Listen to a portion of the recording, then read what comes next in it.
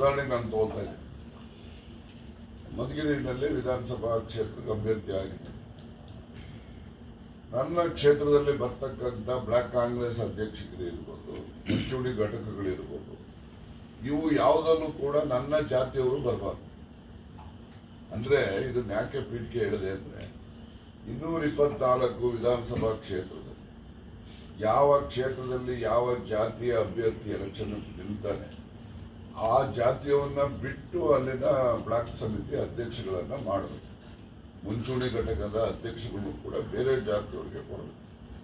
ಆಗ ಬೇರೆ ಜಾತಿನ ಲೀಡರ್ಶಿಪ್ ಬೆಳೆಸ್ದಂಗೆ ಆಗ್ತದೆ.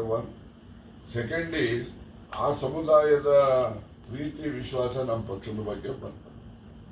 ಈ ಎರಡು ಅಂಶಗಳನ್ನ ಬಹಳ ತೀವ್ರವಾಗಿ ನಾನು ದೆಹಲಿಗೆ ಹೋದಾಗ ಅವರ ಮನವರಿಕೆಯನ್ನು ನಾನು ಕೆ.ಸಿ. ವೇಣುಗೋಪಾಲ್ ಅವರಿಗೆ ಮಾಡಿದ್ದೇನೆ.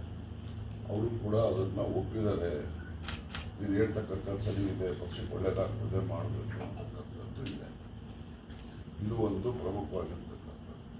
ಎರಡನೇದು, ಈಗ ಕೆಲವು ವಿಧಾನ ಪರಿಷತ್ತಿನ ಸ್ಥಾನಗಳನ್ನು ತುಂಬತಕ್ಕಂಥದ್ದಕ್ಕೆ ಈಗ ಅವಕಾಶ ಇದೆ. ನಾವು ಈಗಾಗಲೇ ಕ್ಯಾಬಿನೆಟ್ ಅಲ್ಲಿ ಮುಖ್ಯಮಂತ್ರಿಗಳಿಗೆ ಅಧಿಕಾರ ಕೊಟ್ಟಿದ್ದೀವಿ. ಅದು ಮುಖ್ಯಮಂತ್ರಿಗಳು ಕೇಂದ್ರದವ್ರ ಜೊತೆ ಅವರು ಸಮಾಲೋಚನೆ ಮಾಡಿ ಅವರು ಒಂದು ಪಟ್ಟಿಯನ್ನು ಗವರ್ನರ್ ಕಳಿಸಿ ಅದನ್ನು ಮಾಡಿಸ್ತಾರೆ.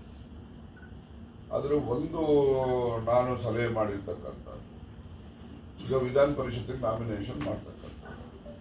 ವಿಧಾನ ಪರಿಷತ್ತಲ್ಲಿ ಯಾವ ಸಮುದಾಯದವರು ಇಲ್ಲ ಸದಸ್ಯರು, ಯಾವುದೇ ಜಾತಿಯವರಾಗಲಿ ಯಾವುದೇ ಪಕ್ಷದಲ್ಲಾಗಲಿ, ಅಂತಹ ಸಮುದಾಯದವರಿಗೆ ನೀವು ನಾಮಿನೇಷನ್ ಮಾಡಬೇಕು. ಈಗ ನಾನಿದ್ದೀನಪ್ಪ, ಈಗ ನಮ್ಮ ಹುಡುಗವನೇ ನಾಯಕನ ಯಾಕೆ ಮಾಡ್ಬೇಕು? ಇಲ್ಲಿ ಯಾವುದೋ ಒಂದು ಸಮುದಾಯ ಇಲ್ಲ ಅಲ್ಲಿ, ಅದನ್ನ ದೇವರಾಜ ಅರಸ್ ಕಾಲದಲ್ಲಿ ಹುಡುಕಿ ಮಾಡೋರು, ಬಂಗಾರದವರು ಹುಡುಕಿ ಮಾಡ್ತಾರೆ.